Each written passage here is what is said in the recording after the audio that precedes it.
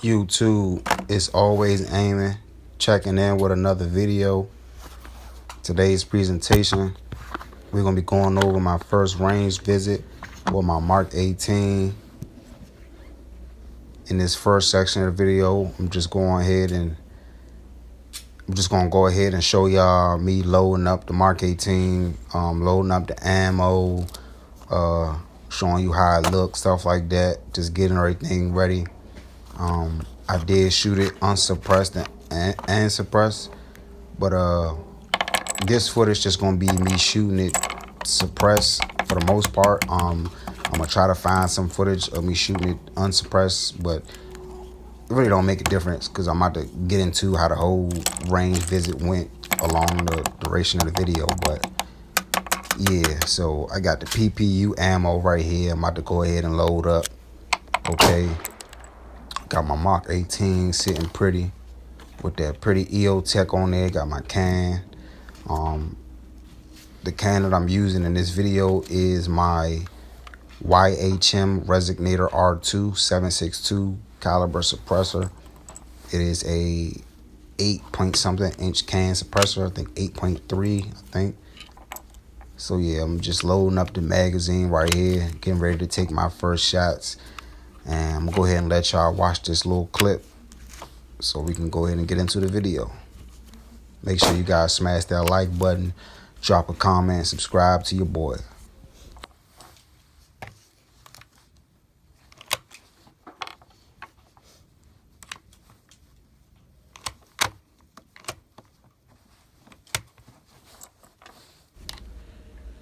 All right, so right here, guys, I'm just getting prepared, getting the Mark 18 ready to be shot. I got my sling set up.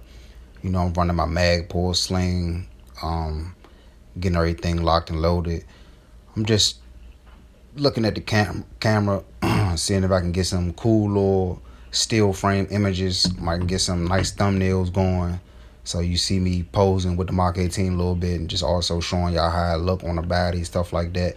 A lot of my subscribers not really used to me shooting at the range. I don't make a lot of range videos and stuff like that. So I'm just letting y'all see a different side of me that I don't usually show too often, which I need to start doing more, and which I'm looking forward to doing more this year.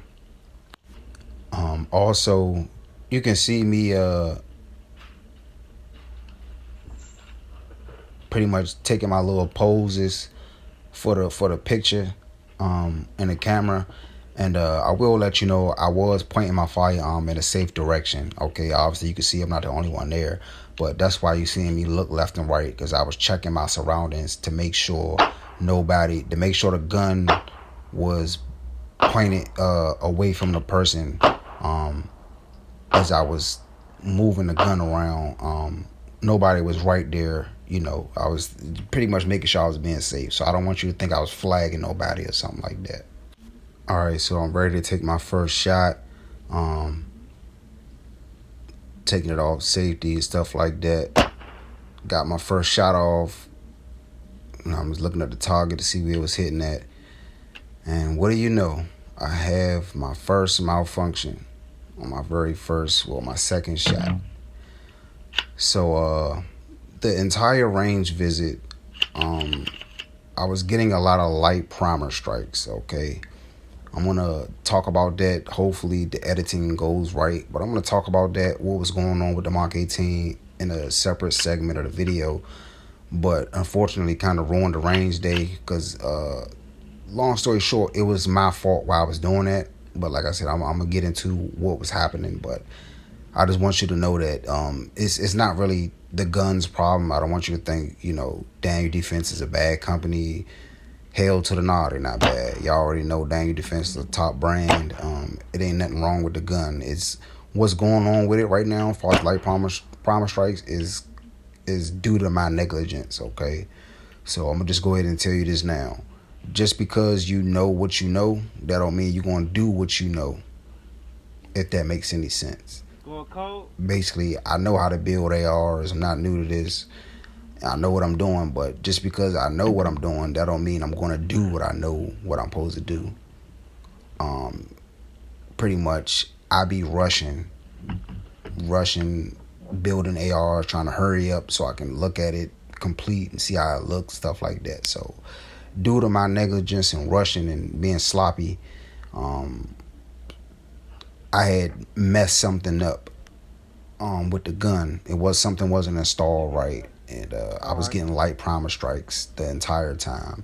But as you can see, when I was shooting, I didn't have any problems far as with failures to feed or failures to eject, nothing like that. When it did shoot, it ejected the round and it put a new round in there, no problem. So the gun functions fine in that area.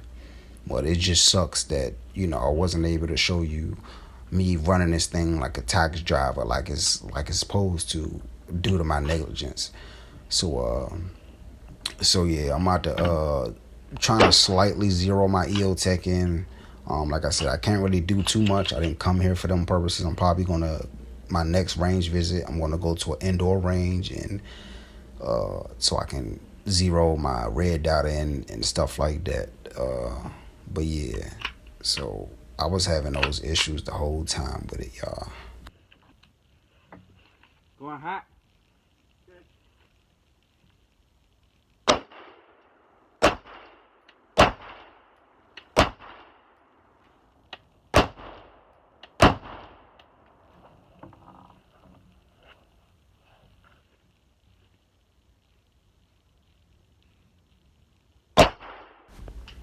So yeah, so like I said, when it did shoot, it shot, ran good. As you can see, that thing was running good. It was fun. The muzzle brake is nice and loud, like it's supposed to be. I do gotta do a little bit more tuning with it, but I'm about to go ahead and get ready to shoot my suppressor. So right here, I'm showing y'all how I look with a suppressor on it. Very excited, just showing y'all some different angles. Once again, I'm not flagging nobody. There was nobody in the direction of the firearm back there. But you see me shaking my head right here. Man, I'm just geeked up. It's just something so exciting about shooting your gun for the first time, especially your first suppressor. So I'm getting everything mounted, suited, and booted, making sure I got my eyes and my ears, and let's get into it. First shots.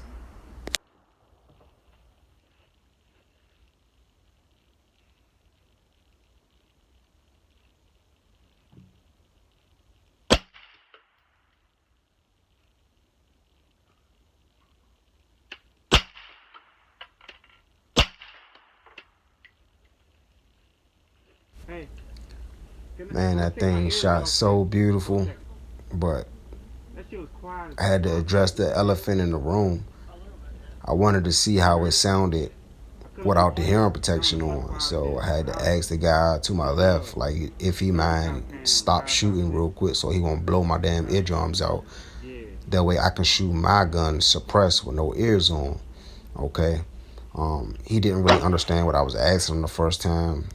And it was a little bit confusing because he ended up shooting his gun again when I took my ears off. So I had to ask him, like, did you understand what I was saying? And I guess he got the point out to that. So I'm about to go ahead and take some more shots with it.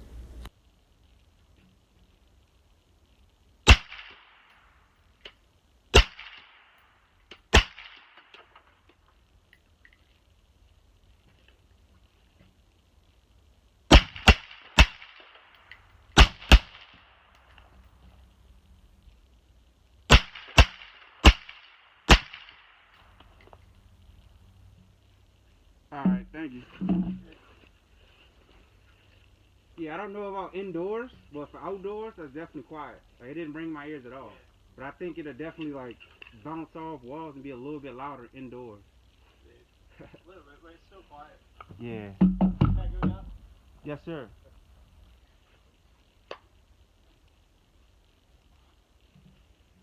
Yo, that shit was quiet as fuck. Did not ring my ears at all. Now, I will say, indoors, I got shooting indoors to tell.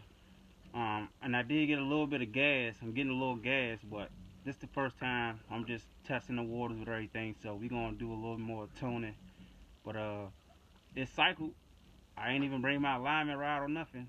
No baffle strikes. It's quiet. Definitely gassy, like what you expect from a Mark 18, but we gonna tune it up.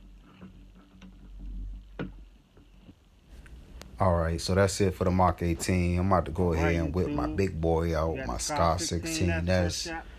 I'm about to go ahead and break this one in, see how this one shoot. I never shot it. It's my first shots with it. So we about to go ahead and get into the Scar 16, shoot that real quick, and yeah, just have some fun.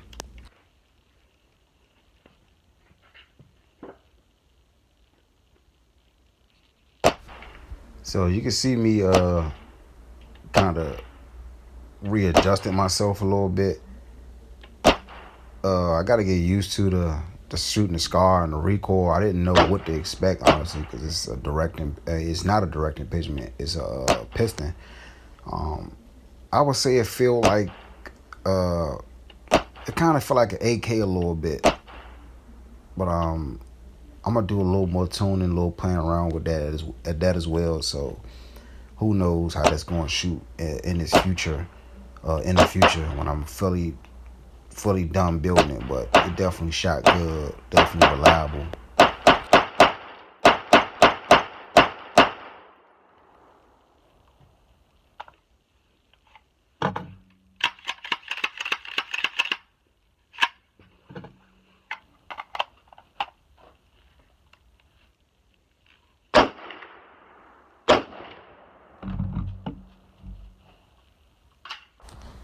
All right, so now we're about to get into my everyday carry, my FN509 compact MRD. I've shot this gun before. This is not my first time owning this gun. I literally owned this same gun before, but in black. But I will say I am a little rusty. I haven't been to the range in a very long time, honestly. So I had to kind of brush up my skills a little bit. Never really lose it. I've always been a good shooter, but I was a bit surprised at the recoil. Most of that was me being rusty, and I have noticed looking back on the entirety of my firearm journey, I noticed that I always shoot. I think I'm more comfortable with shooting full-size gun. Most of my shooting has always been with a full-size gun. I've always liked shooting those better. They just seem more comfortable. The subcompact guns, they just inherently more snappy.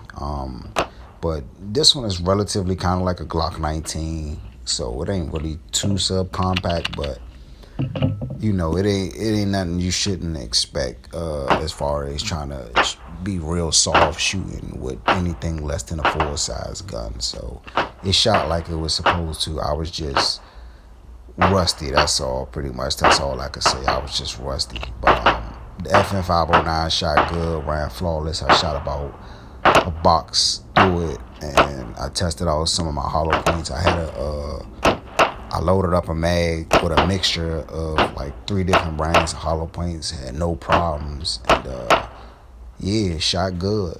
I just don't like the sights I got on it. I got those suppressor height sights, and without an optic, it was just very hard to be precise with it. But as far as up close and personal for what I'm actually going to be using it for 99% of the time, which is having a target be right in front of me, it shouldn't be that big a deal. But in the future, I definitely am going to rather replace those sights with regular sights that are closer to the bore, or I'm going to have to get a red dot on it. But I really didn't buy this to have a red dot on it. I'm really not trying to put a red dot on it because I don't really like to use red dots on subcompact everyday carry style pistols.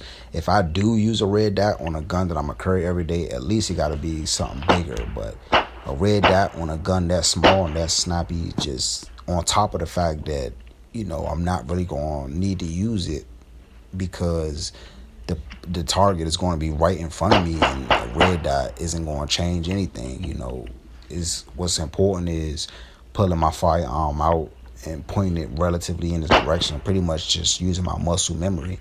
You get what I'm saying? So I don't really believe in using red dots on small pistols, especially on guns that I'm going to carry every day, that the police going to end up taking and stuff like that. It's just, I don't really see the advantage of it. But I don't know what direction I'm gonna go in with my 509, honestly, but I definitely am gonna have to do something, because shooting with those suppressor height sights with no optic is just, it's not for me. I hate it. All right, so we finna close out the video with me shooting my Mark 18 again. I had about 30 rounds left. When I got home, when I found out why I was having those light primer strikes, it turned out to be me rushing to build the AR, and I installed my damn hammer spring backwards, which was leading it to not have enough power to set the rounds off adequately and reliably every time. So that was the reason why I was having those light primer strikes. I installed my hammer spring backwards, and yeah, so I had fixed that problem when I got home, because I did realize that before I had went to the range, when I would dry fire the gun and play around with it in the house, that the trigger pull was awfully light to be a mil-spec trigger, and it had a very faint sound when I would pull the trigger, and when a hammer would hit the back of the receiver and stuff like that. It was a very faint snap versus a very sharp, loud snap that you would expect, when you pull the trigger. Like, when the lower is just separate from the upper and you pull that trigger, it's going to be a loud ass snap. So it was a very faint snap, and I thought it sounded weird even then, but I still couldn't put my finger on it. But now it all makes sense why I was having those light primer strikes. So I did fix the hammer, got the spring installed the correct way, and now it sounds like how it's supposed to. It's a very forceful, impactful snap. When I pull that trigger, the trigger pull itself does feel normal again, how it's supposed to. And yeah, so I will be going back to the range and to have a better range day, basically, because this range day was ruined due to my negligence. But I will say this, basically all summed up: just because you know what you know, that don't mean you want to do what you know. I was rushing to build a gun, trying to hurry up and do it, and I ended up installing the damn spring backwards, rushing, being sloppy, and that caused me to have my light primer strikes. So yeah. All right, so I'm gonna go ahead and end this video right here with these last few shots with the Mark 18 suppressed. Let y'all hear how it sound, and I'll see you guys in the next video. Thank you so much for watching. Like, comment, subscribe, smash that like button, notification bell, all the whole 9 yards. And I'll see you guys in the next video. Peace.